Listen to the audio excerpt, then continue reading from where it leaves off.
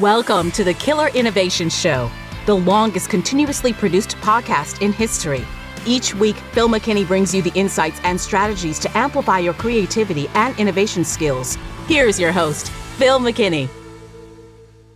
Welcome to this week's show here at Killer Innovations. We have another guest that I've invited to join the show this week.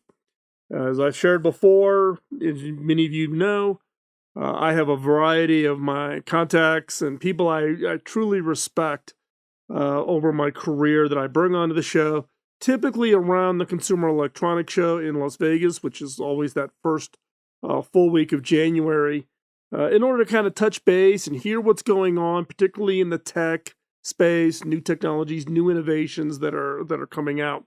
Well, we haven't had CES for a couple of years, albeit it did happen this year, but I did not go, and my guests that I'm having on these series of shows were not in Las Vegas either, but wanted to get an opportunity to hear what is going on, what is coming out, and the kind of their thoughts, their pulse on what's happening in the Valley, but more broadly, what's happening in the business and in the technology world. So today's guest is Tim Bajarin. I've known Tim for 2 decades, I'm guessing. He's the president of Creative Strategies, which is one of the leading industry analyst firms, futurists. Creative Strategies really does take the long view. Many companies in Silicon Valley listen to Tim and his staff to kind of get a feel for what's coming next, kind of the minds and pulse and thinking of consumers, businesses, and then the innovations that are going to satisfy. So you're going to get a lot out of today's show. Tim at Creative Strategies has had the ear and the minds of leading thinkers in the Valley. He was an analyst that we talked to a lot when I was the CTO for Hewlett Packard. He was a close advisor to Steve Jobs at Apple, even though Steve doesn't take advice from people, and Tim will even tell you that, albeit he may have given Steve advice, Steve did his own thing. But other companies would include, Xerox. I've talked about HP, Dell, AT&T, Microsoft, you name it. All have or currently are clients of Creative Strategies. So I've invited Tim to come on to the show today. We're going to talk about a wide range of things. We're going to talk about work from home and the impact of COVID and what does that translate into innovations, both in thinking about everything from home design to the technologies in the home, as people are going to seem to be less willing to leave the comfort of their homes. They've built this up over the 2 years of COVID to go back into office environments. We'll talk about Apple and what's going on there, and then more broadly about what's going on in Silicon Valley. So you're not going to want to miss this. At the end of today's episode, I asked him the question about what one technology, what one innovation is he most excited about that's going to have big impact that you, the listener, should be aware of. So you're going to want to stay and listen to the end and hear Tim Bajarin's thoughts on what that is. Before we jump into this week's episode, I've got the favor to ask: like, follow, share. Like us on social media, follow us, like the show, follow us, and share. Help us spread the news, spread this episode. If there's people who you think would benefit, let them know. And without further ado, let's jump in to this week's episode.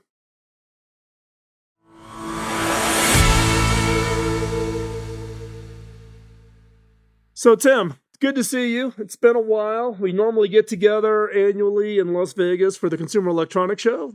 Haven't been able to do that for the last 2 years, given the COVID, and I haven't even been able to come back out to Silicon Valley to see you or any of the other friends and contacts out there. So, how's everything been going with you with Creative Strategies? I know recently you guys have been doing a bunch of new studies and that, and one of particular, just talking about COVID, is just the change that COVID is instilling, particularly in a work from home environment. Yeah, it's again, all of us have gone through this exact experience where we were shut down for 6, 7 months, where we actually couldn't even leave our homes and go to the offices. And there was kind of a gradual shift where you could kind of go in, some could go in, some couldn't. Some companies like Apple, uh, a lot of their engineering staff did go back within about a month because they really needed to be on site because of the equipment they needed. They went through serious protocols of sanitation and masking and testing and everything. But what has happened over the last, especially 18 months, is businesses, big and small, have started to come to the realization that the idea of bringing everybody back to the office and demanding that is no longer a reality. One, people have started getting used to the idea of working more at home and have been demanding flexibility. And what we're seeing a lot of, for example, when people are actually going for job interviews, especially here in the Valley, the issue of how many days they have to work in the office is actually a big question. Some of the companies that we're talking to, the big ones, are basically saying, maybe 1 or 2 days a week, the rest of them you can work from home. They're all playing around with different schedules. But we recently just did a big work from home study on this, and we began to really get a tighter view of this and what some of the things that the IT directors are going to have to think about. One big one that came out of this, which I'm not sure is surprising, but when we first started doing Zoom calls and all of the other things that we were doing to connect, WebEx and etc., we just did it. We got our laptops, logged on, and we didn't think about background and lighting and all of this other stuff. What has happened now is this users especially have become more aware of the fact that they want to look better when they're presenting. They want their house to be clean. In fact, one of the things that came out of the study is that there was a real dislike of people seeing backgrounds that were grayed out or, had that, whatever the tint, so you can't see what they're doing. And virtual screens were kind of in a mix. Some of them liked them, some I didn't. But my point is that one thing that came out, and it was kind of really clear, is that the work from home crowd now is become more sophisticated in how they are creating their work environment. They're no longer just putting the laptop down. They're actually buying third-party cameras that have better optics. They're buying lights that, shine on them better. Some of them are even dressing better, or at least from the waist up, right? At least from the waist up, yeah. But here's where it's become a conundrum. They go back to the office and the situation is terrible because how they look in the present at the office versus their nice environment at home, it's like a gigantic crisis. And now all of a sudden the IT guys are going, wait a minute, maybe we got to deal with the ambiance of our environments at home. At the office. And so some companies, of course, have done these huddle rooms and they've got multiple cameras and they're trying to do various things. But the environment, it turns out, is a big part of this new experience. And what consumers and what we call professional workers are just telling their IT guys and their managers is that the work at home scenario is just as effective, and I can control my environment. And they're looking for other things that help. For example, they want better software that screens out the kids yelling, right? Or the dogs barking. One of the things that came out of this is the demand and need for more AI-based software to be integrated into the concept of Zoom and Teams that literally do screen out loud noises or etc. I had an instance the other day where my dog came in and tried to jump on my lap during the middle of an event. Considering he's a golden retriever, that was a pretty interesting challenge. But you maybe cannot screen that one out. Well, I don't know, because I've seen pictures of Nemo. He's very cute. Yeah, he's a beautiful dog, but he's big. Getting on my lap in the middle of a Zoom call is not easy for him or me. But my point is that the whole idea of work from home has changed. Yeah, it's no longer just get on your laptop and get in, and now we're starting to think about the ambiance of the experience, backgrounds of the experience, and this has become a new challenge for IT directors because here's the other thing. Yes, I'm in the office talking to my colleagues, but at the same time, I'm Zooming with other friends, and people are in China or they're in another part of the States. That even though you're going back to the office, you're still doing virtual environments. Right. And so you want to have a consistency of this great environment at home, and you want to have that in the office. Now, was this you were saying, okay, this is part of the survey that Creative Strategies did. So these are workers for corporations who are working from home. How hot of an issue is this? Is this like warm? It was at the top. It was one of the top things in their list. Wow. We were shocked. Wow. We were shocked. I could see it as being an annoyance thing.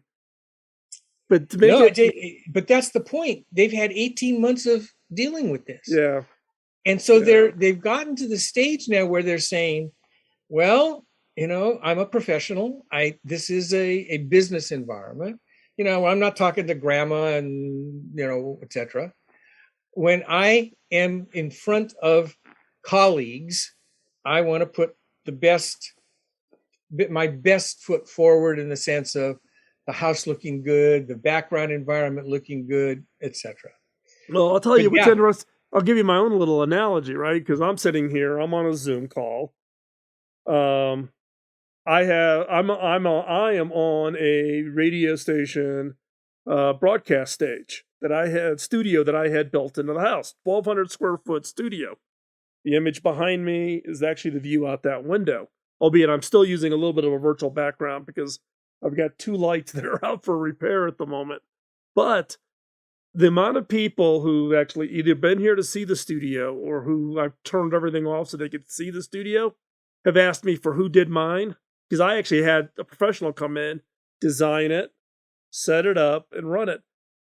The number of people that have reached out to me to get the contact information for my studio designer, for them to do their studio, is I guess I should have correlated it to what you just said. Because everybody's like, I want that studio. I want the lighting. I want the microphone. I want everything, so that, again, you look good. I didn't realize... I just thought it was a one-off thing, but what you're telling me is it's more universal.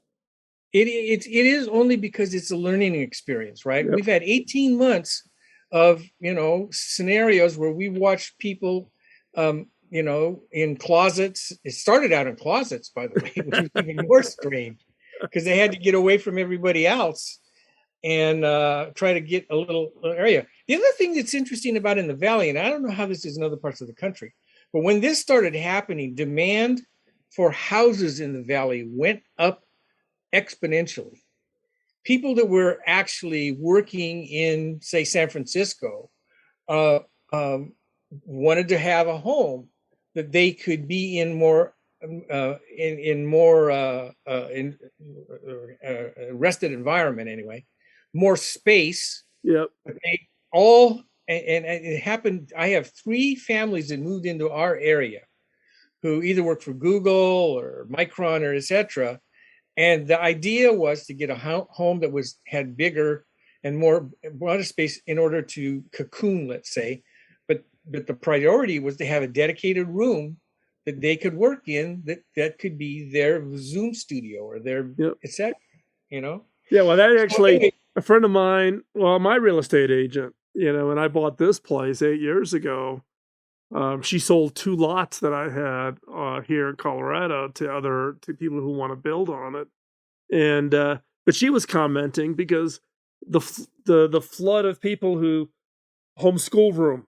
I'm going to have my kids home. I want a room dedicated for homeschooling. I need a room dedicated that's not next to the wall with the kids, so that I can have my Zoom room, so I could Zoom for meetings and all of that. So it's that is a universal thing. It's not a valley thing. Everybody's.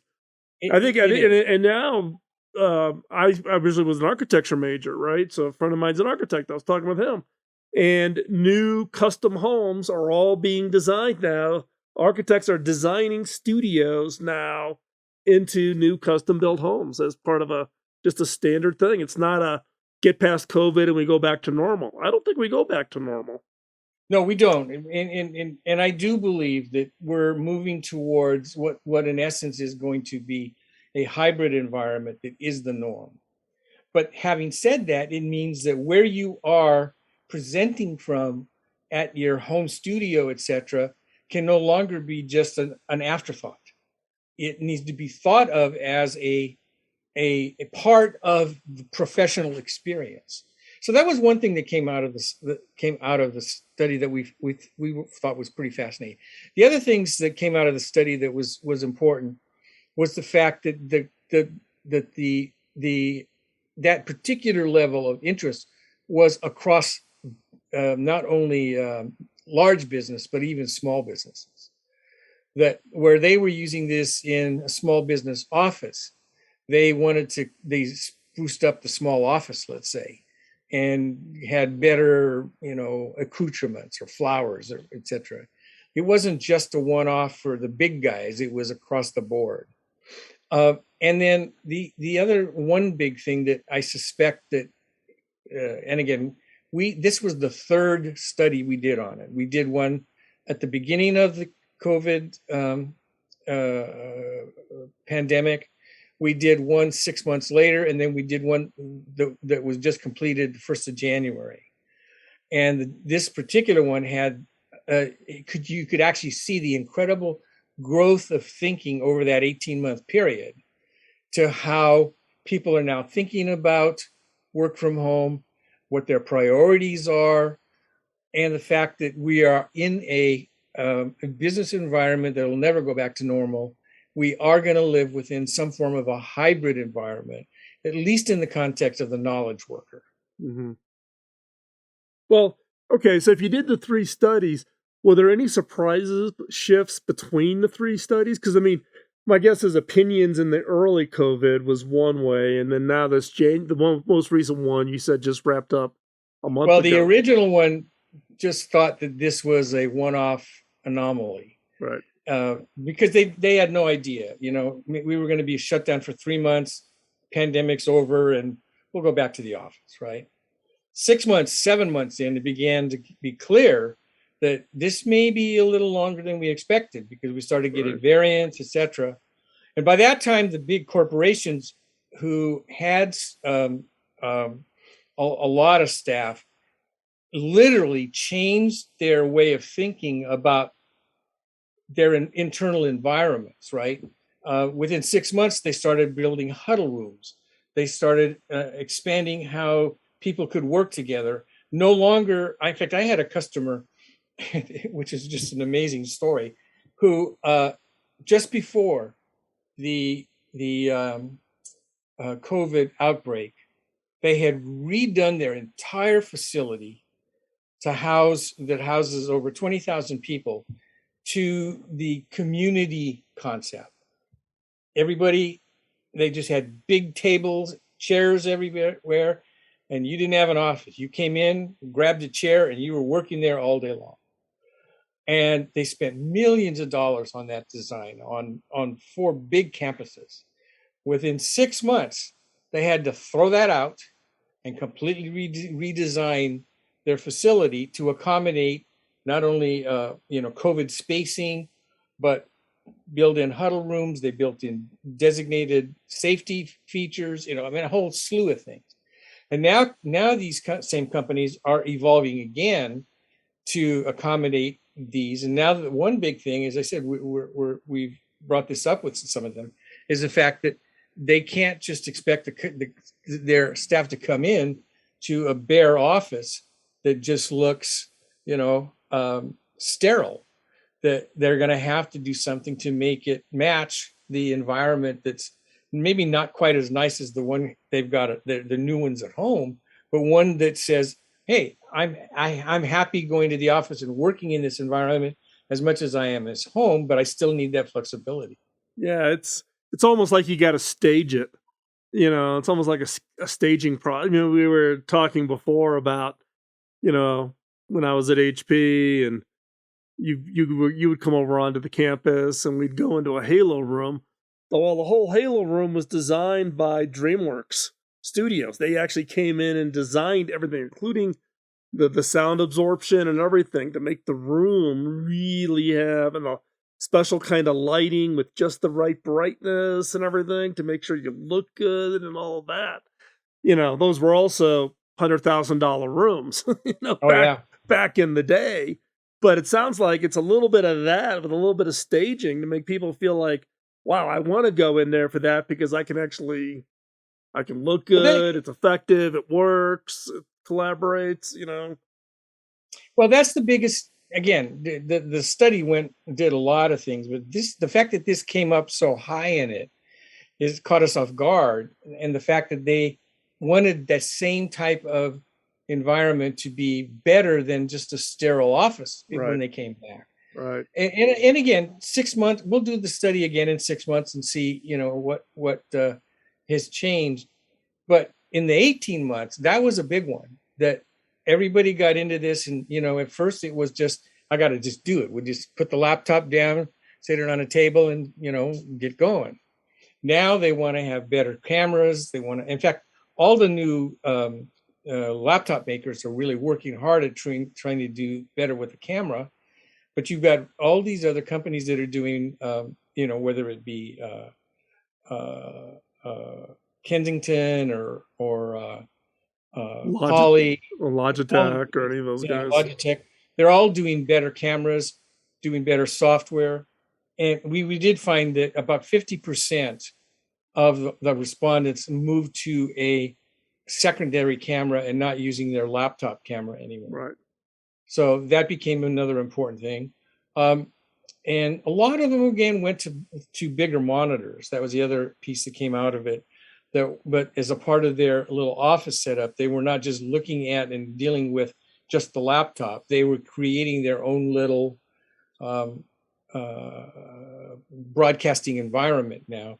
And you can do that fairly inexpensively. You can get a really good Logitech camera for about $100. And your flat screen monitors have gone down a lot compared to what it was even 3 years ago.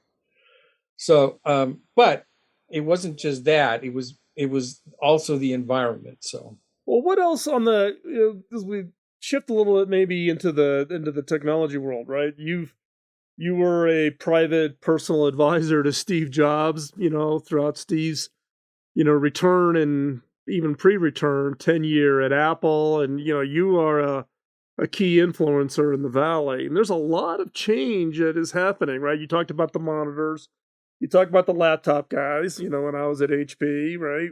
I'm working on the personal system side, and how do you innovate into something that people kind of think is a commodity, but there's still a lot of room to innovate. I mean, Apple being the perfect example. Apple historically has had 3, 4, 5% of the laptop market from a global basis. But when you look at what they've done, which is not just take everybody else's stuff and skin it, but instead actually innovate what's inside of it, it's a different world out there now.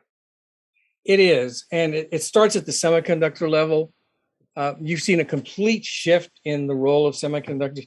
Let me just point out one thing that you said earlier that a close associate of Steve, that I advised him, which is true. On many occasions I did. He never listened to me, but that was a totally different issue.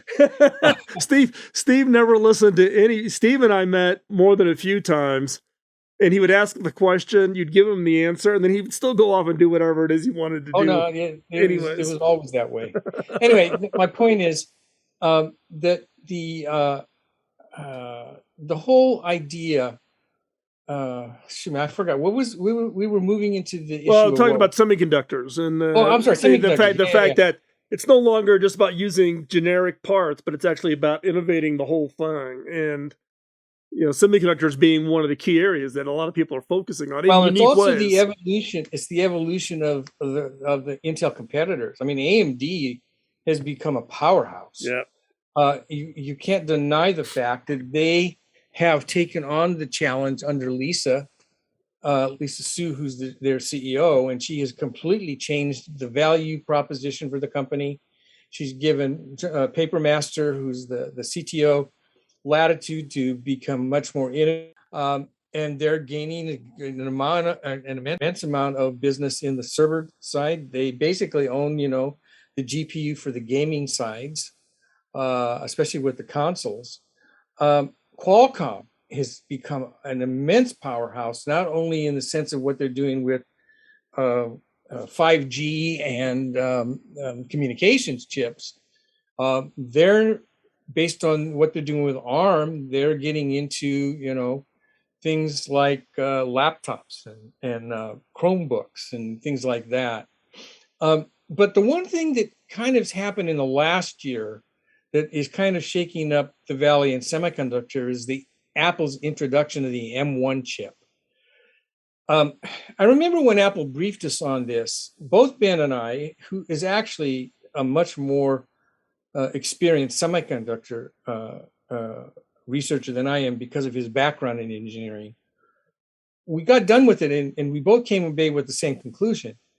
Apple really expanded the ability with that M1 chip to create greater power and more functionality, but they did it in such a way that it did the least amount of energy necessary and power savings. And both of our reaction was, whatever Apple did, we don't understand, and it defies some of the physics that we know exist today. Mm-hmm. And when you talk to the other competitors who have delved into what Apple's doing, they have the same kind of reaction. They applaud Apple for not only the new level of performance of M1, and are amazed at what Apple's done at the power management and power capability. And they're now chasing Apple in the same way. What is the other thing that's happened in this came out of the study a little bit too, is that the demand for Macs in enterprise has gone up significantly. In the study, when we asked people about the ability to, or what was their primary laptop or computer system that they wanted to do work from home, 60% said it was the Mac. Wow. And that was higher than it was at the beginning of the survey. The other thing that became clear is that these users in any enterprise or even medium-sized businesses want choice. They don't want to be told, I can only have a Windows machine. I can only have a Chromebook. They want to also have potentially a Mac. So Apple is not necessarily going, and you'll never see Apple as doing a dedicated enterprise marketing campaign.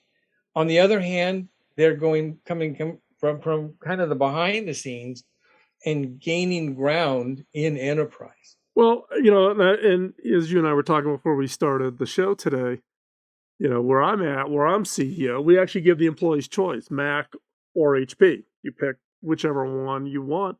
And actually, Apple, what's interesting, and I never knew they did this, but at the Apple stores, they actually have people dedicated for enterprise sales.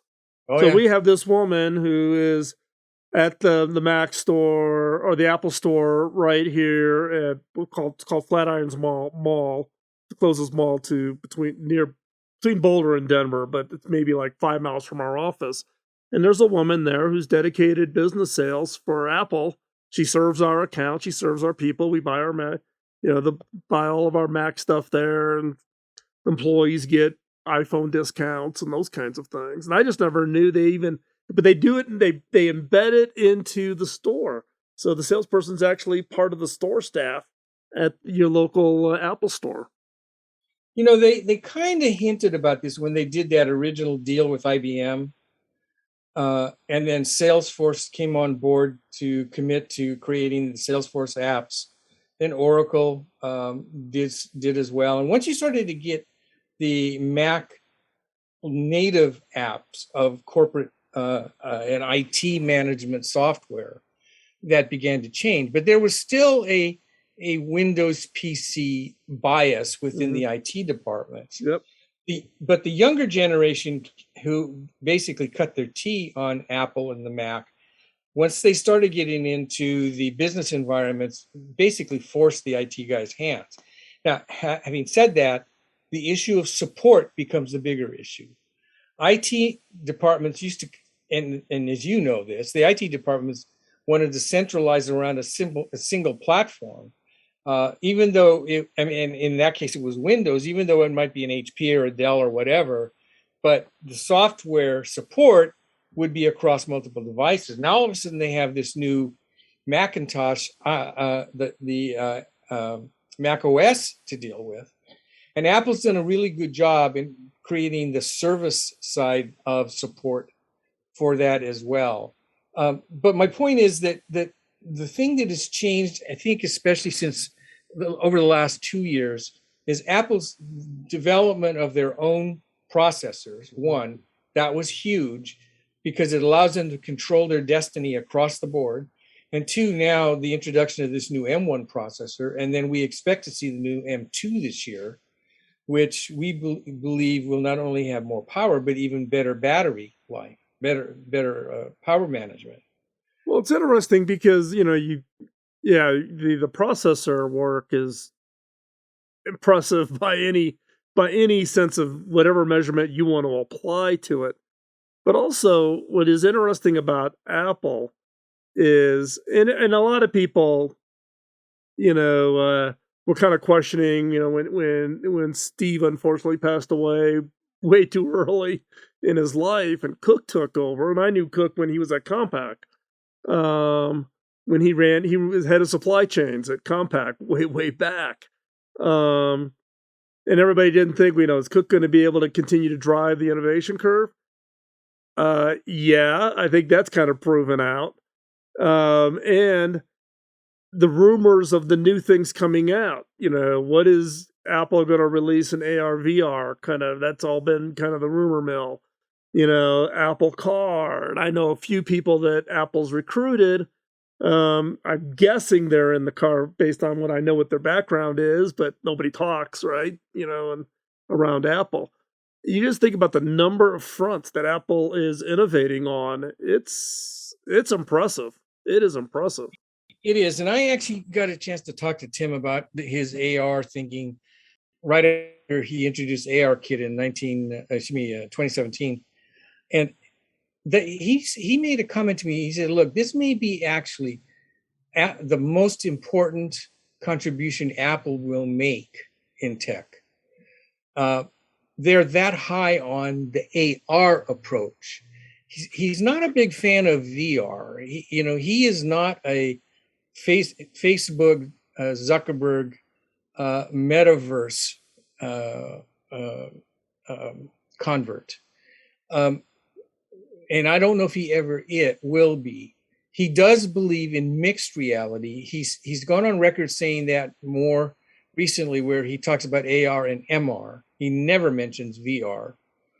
But his view is, and if you look at what he's done with the developer's kit for AR, you can actually see that the idea there is superimposing information on an existing environment. And if again, like you, I'm sure we've all spent time under VR hoods. My tolerance level under a VR hood, unless I'm gaming, is like 20 minutes. Yeah. Whereas in an AR scenario, if you get the glasses or the goggles right, and it does provide a value proposition, that adds an incredible amount of not only information but value and something that's important. You probably will get a lot more people to buy in. How Apple goes about this, I don't know. I'm like you and I have talked about this before. Getting the kind of technology into these kind of glasses that's necessary to do this, whether it be the optics, the CPU, the GPU, the battery. I mean, this is brain surgery science, right? Yeah. This is not different. This is not easy to do. Well, and it's interesting, right? Because you talked about the M1 on the battery life, right? And everybody, I remember for years people were always, interested in battery technologies, because I always point out the fact that battery density, power storage per cubic centimeter of battery material, at most improves about 10% a year. It's a chemistry problem, right? Yet we've seen big leaps and bounds in the ability for laptops to last longer, or my Apple Watch to be able to go all day. I don't have to really put it in the charging stand until I get up in the morning to go get in the shower, And people go, well, isn't that battery? I go, no, it's not battery. It's everything that goes in the watch. Everything that goes in your laptop has now become so power efficient. It actually leads towards the glasses, because you're not going to do a radical change on battery unless there's some new chemistry being developed, and there's some interesting work that's going on in that space. But you got to get all the right pieces together, and you have to have patience. And the one thing I've always been impressed with Apple is their patience. You remember Andy Grignon? He was one of the original 6 engineers on the iPhone, and Andy, I got Andy into AHP when we acquired Palm, so I got to talk to Andy and hear all the stories or whatever. And you hear the stories of when the work began on the iPhone until it was actually announced, the patience that Apple had to wait for the technology to be right. Not just release it because it's holiday season, but we need one more generation of Moore's Law. We need one more generation in touchscreen to get better reactivity on this glass. The patience to get it right. And that's the one thing that I've always been so impressed with Apple is they'll take, everybody's been beating up Apple for not being faster on things. Patience pays out in the end. Yeah, and that's part of Tim's DNA, to be honest with Right. you. He's in no rush. Even if he believes this is a game changer, the last thing he wants to do is put something out that doesn't work. And that's why, the work that they've done in the background with ARKit to start getting the developers ready for this is really amazing. And by the time he does do glasses, whenever that actually comes out, you're not going to have a half-baked product. You're going to have something that works. Now, having said that, it's still going to be an early version. And as you know, from Apple's case, as in many others, sometimes it takes a second or third version before it actually picks up. Right. That's okay. What'll happen is the early adopters will come in, help them fine tune it and whatever. But my point there with this M1, and by the way, I actually do not believe the intelligence is in the headset. I think it's in the iPhone. And it's wireless, but I think most of the CPU GPU processing will be done on the iPhone, and think of the glasses more as the new screen. For the kind of things that I think they want to do, you just can't get that built into the glasses or even goggles, to be honest with you. Well, it's interesting because I've never had an Apple Watch. I carry both an iPhone and a Samsung, but I got an Apple Watch because I wanted all of the medical things. You and I are kind of in the age category where you want to keep track of stuff and that type of thing. And it's a phenomenal. I mean, I've just absolutely just fallen in love with it. But when you go to get your Apple Watch, you get an option. Do you do cellular? And I just did an interview with Bob O'Donnell, and we got talking about the rise in 5G and how fast that's going to be. And you think about the fact that you can get an iPhone with an eSIM in it on 5G, which really says, I got such good bandwidth to the watch that I can use edge compute to do all the computational pieces. And you think about, okay, Apple's experimenting that within the watch. It would kind of say that that's kind of a technology that you could put into a goggle. And you also don't have a dependency on the phone in some cases if you don't have the phone's not within 35 feet.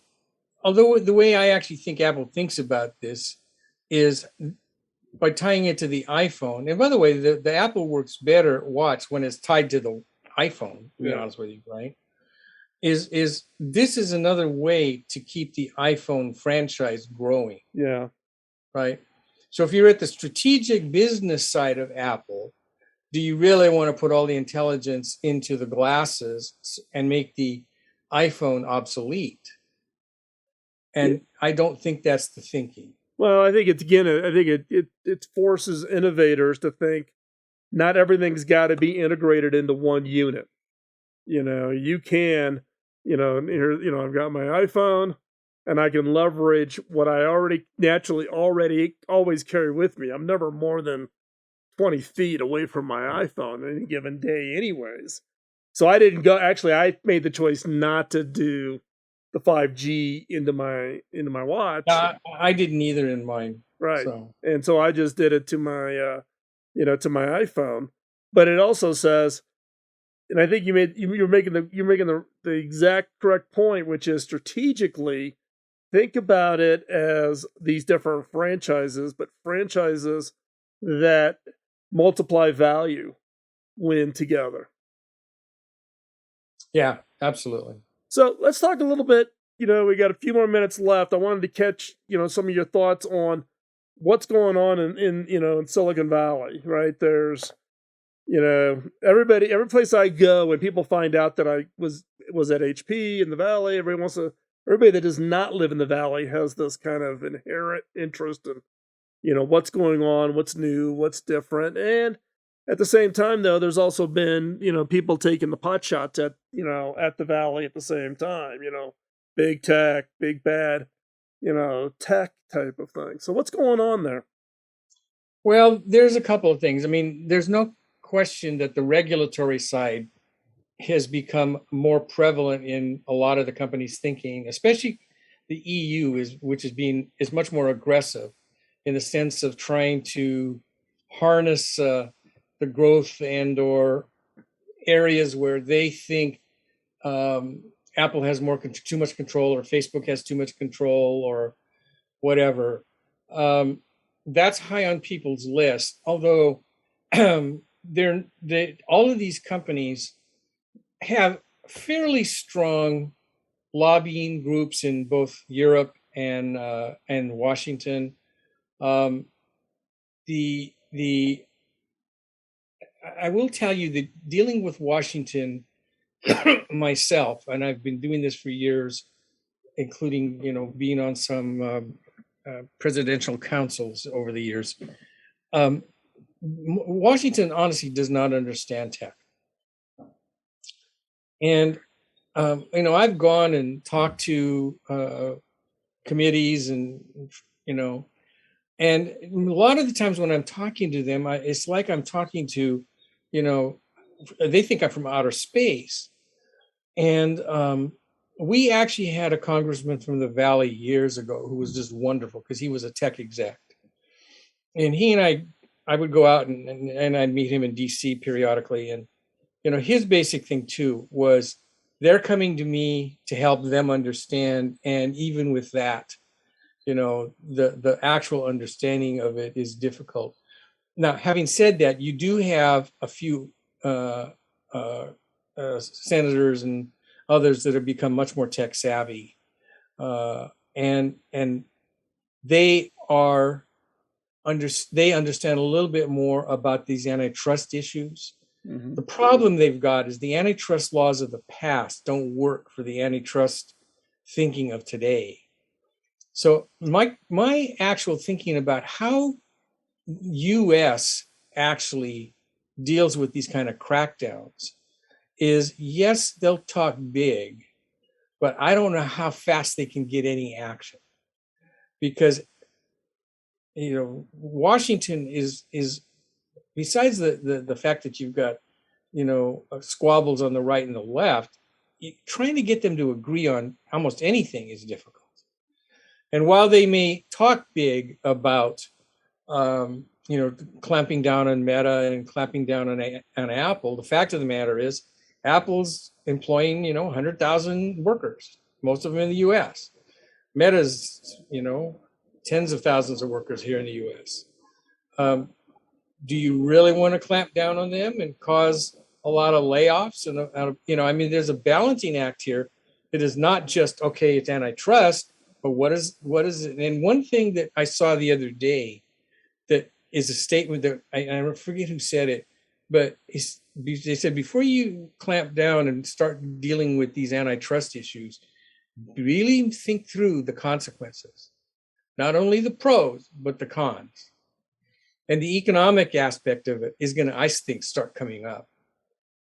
Yeah, I mean, it is an interesting challenge, right? But I think also, governments around the world react when there's a high-profile bad actor doing something, or something gets very high profile where somebody does something, either intentionally or unintentionally, that gets a lot of press, and it gets everybody out with their pitchforks looking for, to take somebody down in that process, right?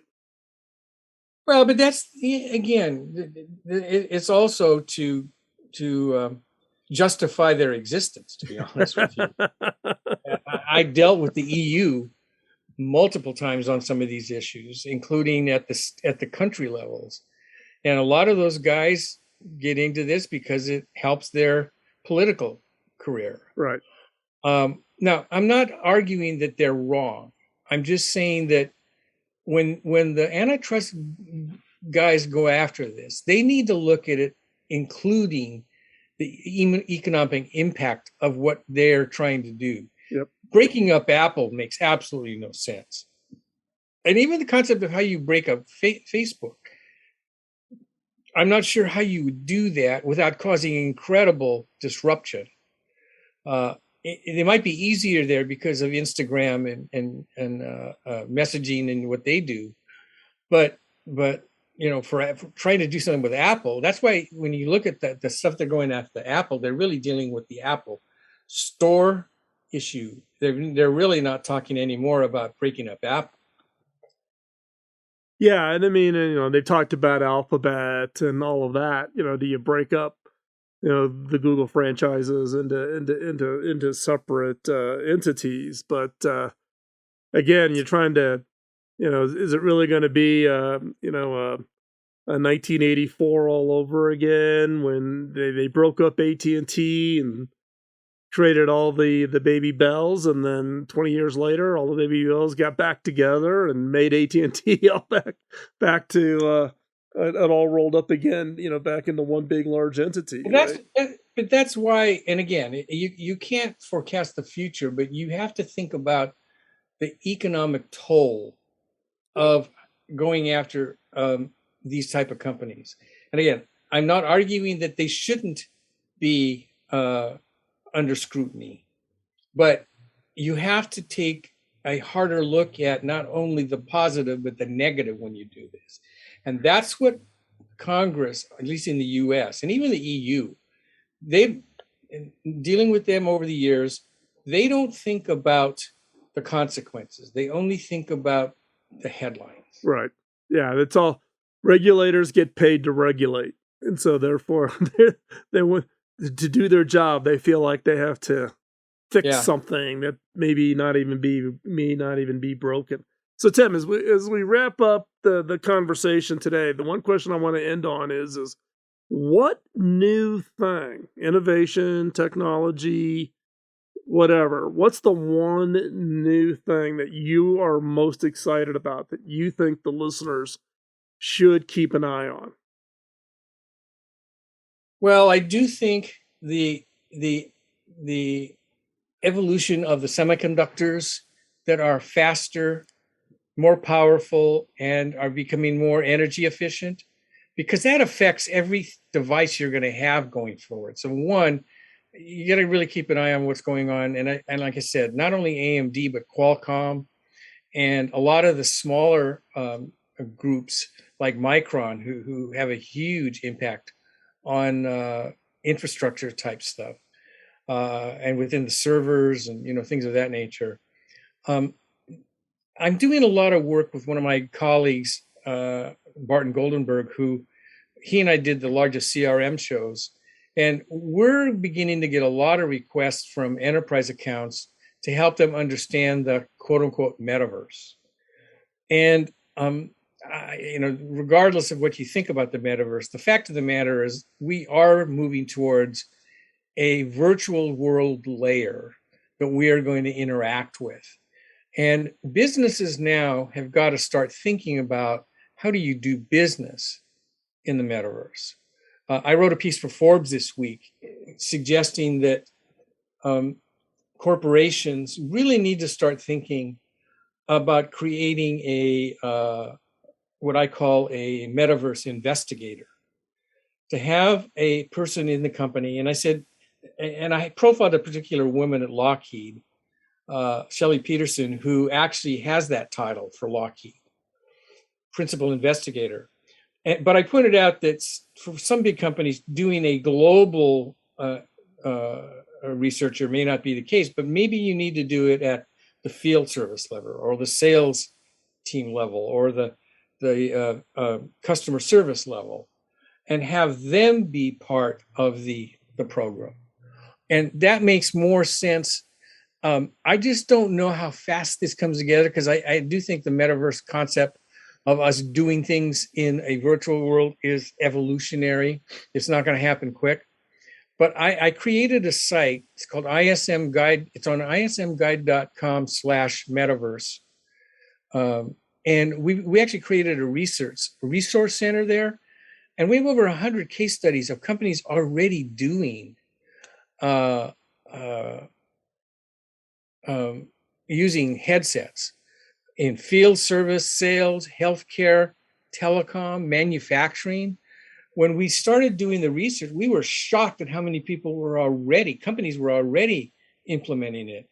Walmart, for example, when they bring in a new employee, they're onboarded using a VR headset. And in fact, it's funny because it's been so effective that the people who use those headsets want to take it home with them. I mean, it's like, wow.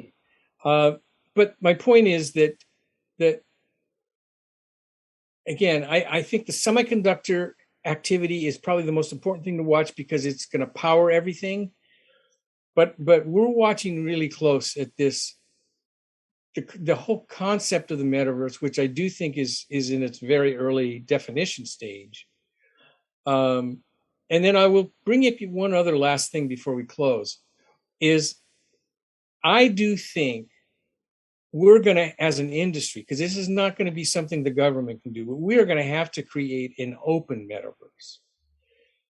I did an event, audio cast with AWE, the Augmented World Expo people, a week ago, where we had some specialists on there who really understand the metaverse, including, I forget Charlie's last name, but he wrote the book on the metaverse in 2018. But the question really came up is, should we have an open metaverse?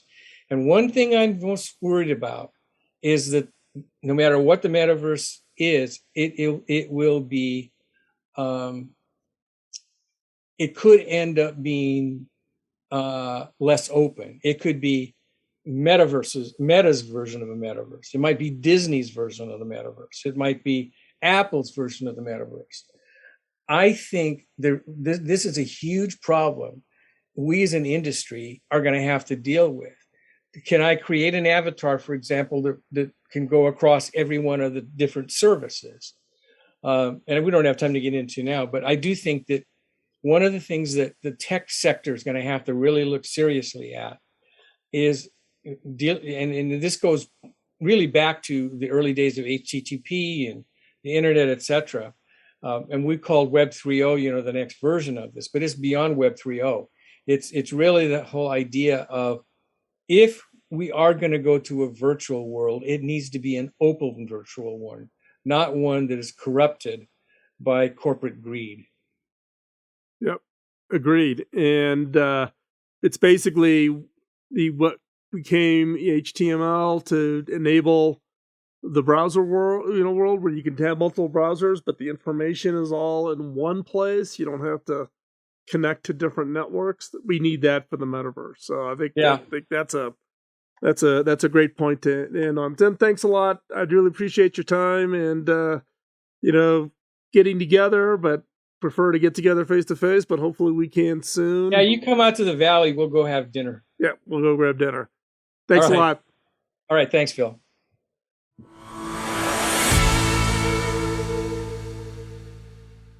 So what are your thoughts about what Tim shared, especially at the end?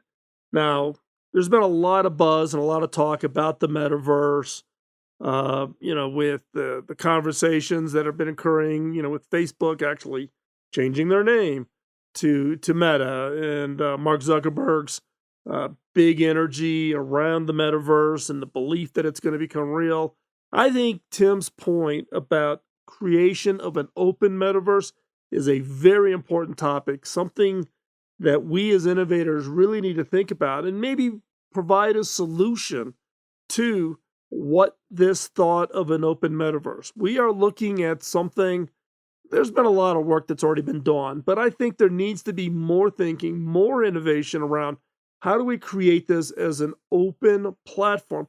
Yeah, businesses need to be able to create business models that work, but we need an open platform. Very much back to the early 90s, 94, 95, 96 days of the invention of web browsers and web browsing and HTML and the protocols of the internet that allowed for an open platform that then others can build business models on top of. We are there. People call it Web3, but that's not fully baked and it's not really in the same context. I think there's more thinking about it. So in my belief, I believe, Tim's point about the open metaverse is absolutely critical and something that we all should be talking about. And again, hopefully you got benefit from the show. We did go long. This is probably one of the longest episodes we've done in quite some time, but talking with Tim and getting his insights about everything going on, I just felt it was so valuable that we just kept recording throughout the entire conversation. So hopefully you found that helpful. You found that beneficial. Would love to hear your feedback. You telling me, nope, Phil, cut it right at 30 minutes or cut it at 20 minutes or whatever, or break these down into more shows. I'm interested in your feedback. Let me know. Drop me a note, phil@killerinnovations.com.